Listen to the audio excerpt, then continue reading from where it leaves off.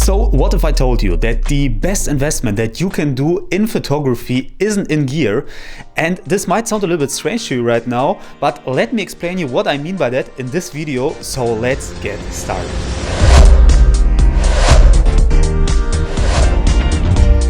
Hello my friends and welcome to this video today.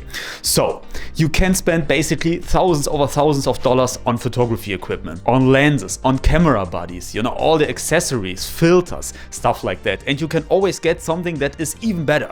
No matter how much money you spend on the lens, there will be a lens eventually that will be better than the one that you have right now. This is just a fact and just the improvement over time of technology. But all of this amazing gear doesn't mean much if you do not go out and shoot with it and use it. And if you are a landscape and nature fascinated photographer like I am, going out into nature to amazing places, it will cost you money. And even if you are not a nature photographer, it will most likely cost you some kind of money to go out and shoot, even if it's just for gasoline, for example, for your car, or staying in a hotel somewhere.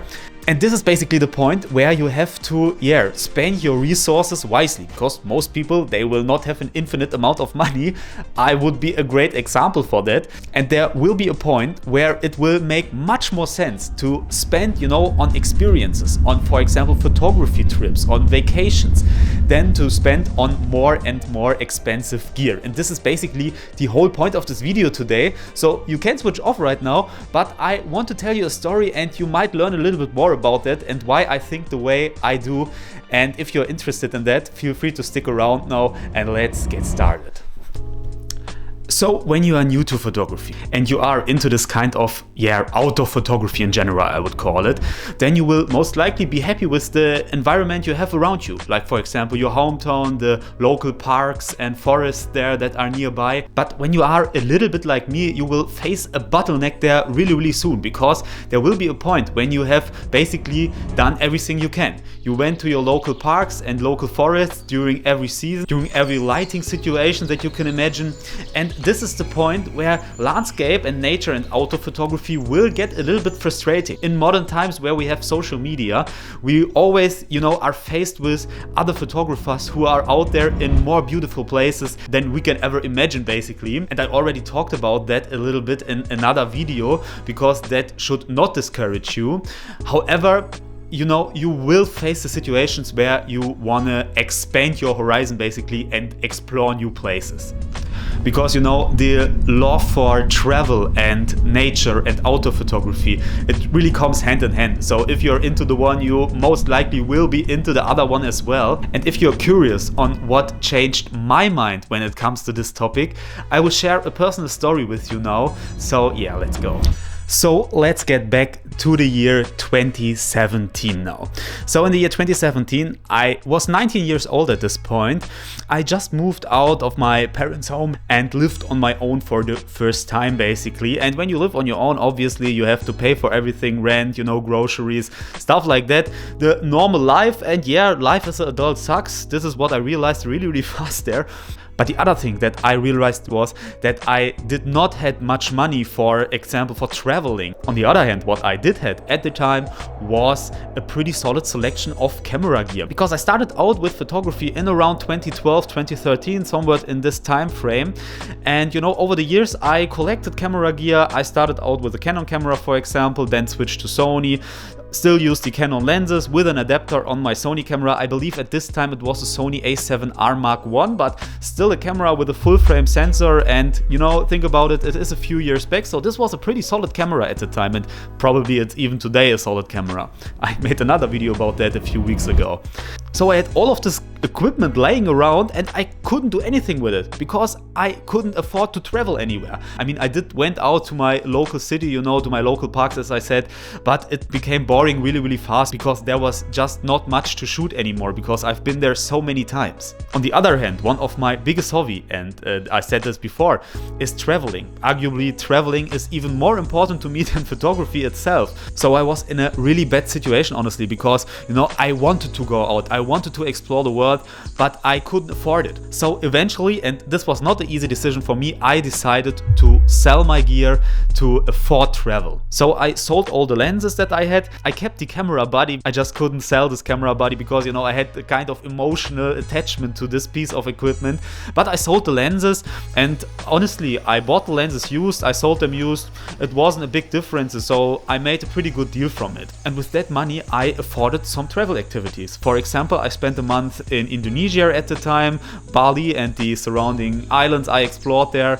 And, you know, I went to the United States, and I did all of that without a real camera, because, you know, a camera body without lenses, it will not do much for you. I didn't even bring my camera on these trips, and I only had my phone there. And keep in mind, this is around the 2018 time frame. I mean, phones, they had pretty solid cameras at the time already, but it's not comparable to today's phones. So it was pretty limited on what I could do. And still, I really enjoyed photography there. If you're into this photography game once, I believe you cannot ignore it. You know, you will always take a look around you, no matter where you are. Always think about, like, for example, compositions and what shots you can take there. And as I said, I went to Bali and I took a lot of photos there with my smartphones. They are not as, you know, high quality as with a full frame camera. That is for obvious reasons. However, I still love these pictures, some of them at least. And as I said, this is not because of the great quality, but because of the experience. And as I said, I still try to make some decent pictures there, but I was pretty limited. So what I want to say with that is that this is basically the story that shifted my mindset from being this kind of focused gear being and, yeah, you know, just want to collect new gear, newest and greatest technology, and always be upset when someone else has, like, for example, a better camera or a more expensive lens. And this is basically the whole point of this video. And, you know, you might be one of the people who can afford everything, you know, can afford the newest and greatest technology, can afford amazing trips to the end of the world. And while this is amazing if you happen to be one of these people and arguably more successful than I am, but most people, they have to decide on how to invest their money. And at this point, you have to basically make wise decisions. And I would say a wise decision is always to maybe skip buying that new amazing lens and instead invest maybe $1,000 or $2,000 or $3,000 into a unforgettable memory, an unforgettable trip. And, you know, bring your camera, bring the stuff you have, and just go out and shoot and, you know, invest the money there. So what I want to say with this video is not that you should not invest into gear at all. But when I think back, I never ever regretted, you know, spending money on a trip, on a vacation, you know, where I could do amazing photography, even if I came back with just like $4 left on my bank account, which is a pretty bad situation, but I never regretted it at all. However, and I believe a lot of people who are into photography for a few years, you sometimes will regret buying gear that you don't need or that you don't use. And as I said, we all have stuff laying around that will just rot away in your closet and never to be used again because you just don't need it. So when you think about investing into new equipment, into new lens, into a new camera body, then I would suggest just think about it for a second maybe. Would this money be better spent on a trip so that you can create and learn and, you know, evolve your photography than on this piece of equipment right now? And, you know, the answer is not always yes, but sometimes it is. And I think this is a situation where, you know, the answer is pretty clear.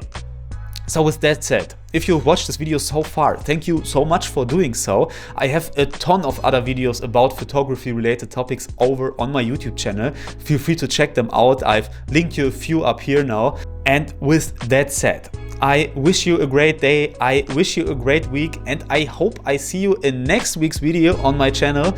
So yeah, feel free to come back then. I see you then, and goodbye.